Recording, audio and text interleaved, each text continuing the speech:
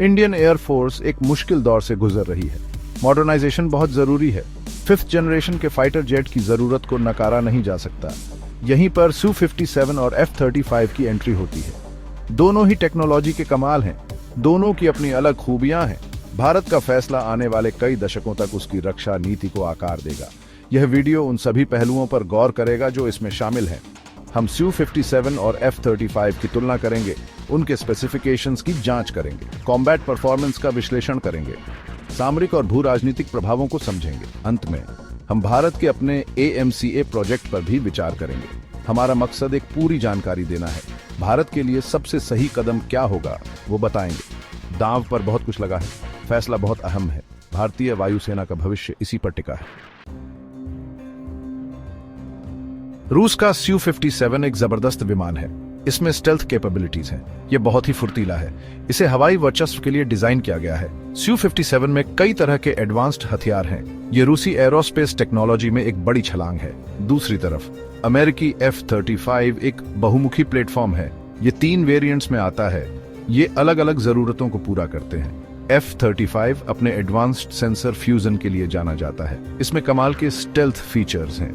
इसका कॉम्बैट में अच्छा ट्रैक रिकॉर्ड है। दोनों ही विमान बेहतरीन हैं, लेकिन दोनों अलग अलग क्षेत्रों में आगे हैं। Su-57 एक पावरफुल एयर सुपीरियरिटी फाइटर है।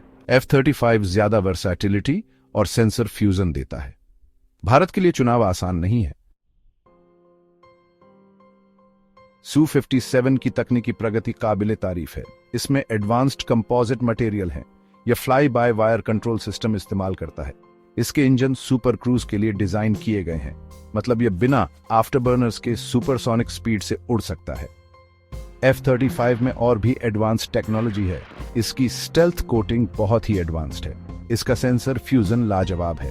पायलट के पास युद्ध क्षेत्र का 360 डिग्री व्यू होता है। यह सेंसर और कैमरों के नेटवर्क से मिलता है। दोनों विमानों में एडवांस्ड राडार सिस्टम है। ये एक साथ कई टारगेट्स पर हमला कर सकते हैं। ये कई तरह की एयर टू एयर और एयर टू सरफेस मिसाइलें दाग सकते हैं। लेकिन इलेक्ट्रॉनिक वॉरफेयर में F-35 आगे है। टेक्नोलॉजी का फर्क साफ दिखता है। F-35 मिलिट्री एविएशन में सबसे आगे है, लेकिन Su-57 भी कम नहीं है। ये एक जबरदस्त हथियार है। Su-57 का युद्ध का अनुभव सीमित है। ये सीरिया में कुछ एक्शन में दिखा है, लेकिन इसकी असली क्षमता अभी परखी जानी बाकी है। दूसरी ओर F-35 का युद्ध में अच्छा रिकॉर्ड है। इसे कई जगहों पर तैनात किया गया है। इसने हमेशा उम्मीदों से बेहतर प्रदर्शन किया है। F-35 की स्टेल्थ क्षमता जंग में परखी जा चुकी है। यह दुश्मन के बचाव को आसानी से भेद सकता है। इसका सेंसर फ्यूजन बेजोड़ सिचुएशनल अवेयरनेस देता है। इससे पायलट जंग में जल्दी और बेहतर फैसले ले सकते हैं। डॉग फाइट में Su-57 की फुर्ती फायदेमंद हो सकती है, लेकिन आजकल हवाई युद्ध कम ही करीबी मुठभेड़ में तय होते हैं। F-35 की लंबी दूरी की मारक क्षमता और एडवांस्ड इलेक्ट्रॉनिक वॉरफेयर सिस्टम इसे बरहत देते हैं। Su-57 के युद्ध प्रदर्शन का अभी भी मूल्यांकन किया जा रहा है। वहीं F-35 ने कई मौकों पर अपनी ताकत दिखाई है। भारत के लिए रणनीतिक महत्व। भारत के लिए अगली पीढ़ी के फाइटर जेट का चुनाव बहुत ही महत्वपूर्ण है। भारतीय वायुसेना के सामने कई चुनौतियां हैं। पाकिस्तान एक लगातार खतरा बना हुआ है। चीन की बढ़ती सैन्य ताकत एक बड़ी चिंता है। भारत को एक ऐसे फाइटर जेट की जरूरत है जो इन चुनौतियों का असरदार तरीके से सामना कर सके। Su-57 को खरीदने से भारत की रूस के साथ लंबे समय से चली आ रही रक्षा साझेदारी और मजबूत होगी। रूस दशकों से भारत को सैन्य साजो सामान का भरोसेमंद आपूर्ति करता रहा है। हालांकि समय पर रखरखाव और समर्थन देने की रूस की क्षमता को लेकर चिंताएं हैं। दूसरी ओर F-35 भारत को अमेरिका के साथ और करीब लाएगा। इसके बड़े भू राजनीतिक निहितार्थ हो सकते हैं। अमेरिका हिंद प्रशांत क्षेत्र में चीन के प्रभाव का मुकाबला करना चाहता है। इस रणनीति में भारत एक अहम खिलाड़ी है। यह चुनाव सिर्फ एक हथियार प्रणाली हासिल करने के बारे में नहीं है। यह तेजी से बदलते भू राजनीतिक परिदृश्य में भारत के रणनीतिक हितों को सुरक्षित करने के बारे में है। भू राजनीतिक निहितार्थ वैश्विक गठबंधनों को नेविगेट करना।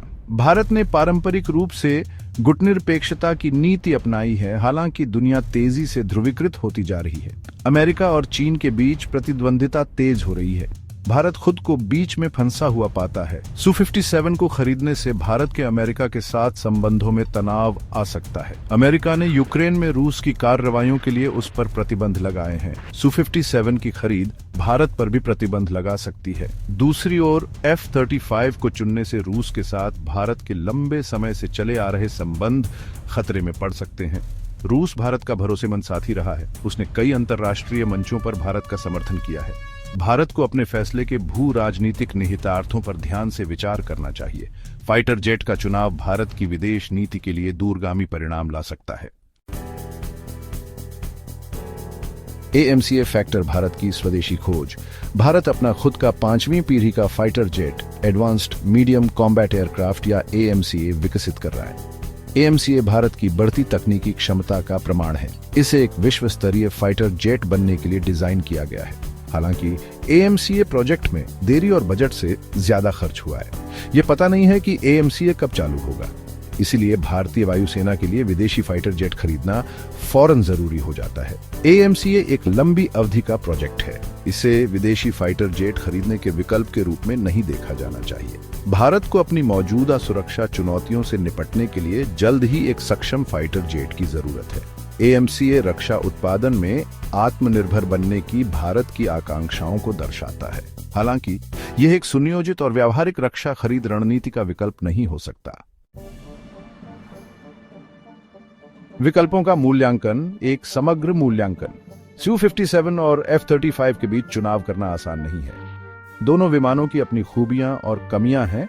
भारत को फैसला लेने से पहले कई बातों पर विचार करना होगा। F-35 की बेहतर टेक्नोलॉजी, युद्ध में परखा हुआ प्रदर्शन और अमेरिकी सेनाओं के साथ मिलकर काम करने की क्षमता इसे एक आकर्षक विकल्प बनाती है। हालांकि इसकी ऊंची कीमत, इसमें राजनीतिक शर्तें जुड़े होने की संभावना और रूस के साथ भारत के रिश्तों पर इसका असर गंभीर चिंताएं हैं। Su-57 हालांकि तकनीकी रूप से कम उन्नत है और युद्ध में नहीं परखा गया है, यह एक ज्यादा किफायती विकल्प है। रूस के साथ भारत की साझेदारी को मजबूत करता है और अमेरिका के साथ राजनीतिक तनाव का जोखिम कम करता है। हालांकि इसकी लंबी अवधि की व्यवहार्यता और रूस की लगातार समर्थन देने की क्षमता पर सवालिया निशान है। भारत को अपनी परिचालन आवश्यकताओं, बजट की सीमाओं और लंबी अवधि के रणनीतिक लक्ष्यों को प्राथमिकता देनी चाहिए। एक संतुलित दृष्टिकोण की जरूरत है। भाग 9। निष्कर्ष। भारत की वायु शक्ति के लिए रास्ता बनाना। भारतीय वायुसेना को 5वीं पीढ़ी के फाइटर जेट की तुरंत जरूरत है। Su-57 और F-35 अच्छे लेकिन अपूर्ण विकल्प हैं। भारत को फैसला लेने से पहले सभी पहलुओं पर ध्यान से विचार करना चाहिए। F-35 की तकनीकी बढ़त, युद्ध के अनुभव और बदलते भू राजनीतिक परिदृश्य को देखते हुए यह एक बेहतर विकल्प लगता है। हालांकि इसमें कुछ कमियां भी हैं।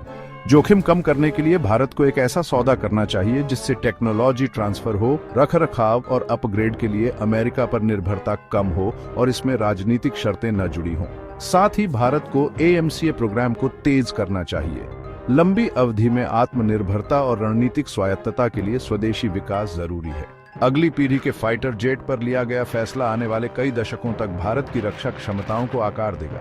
भविष्य की वायु शक्ति में भारत का स्थान सुरक्षित करने के लिए एक सोच समझकर और रणनीतिक चुनाव जरूरी है। आपको क्या लगता है, भारत को कौन सा विमान चुनना चाहिए? हमें कमेंट में जरूर बताएं। और अगर आपको ये वीडियो पसंद आया तो इसे लाइक और शेयर करना न भूलें। चैनल को सब्सक्राइब करें ताकि आपको ऐसे और भी इंफॉर्मेटिव वीडियोस मिलते रहे। धन्यवाद।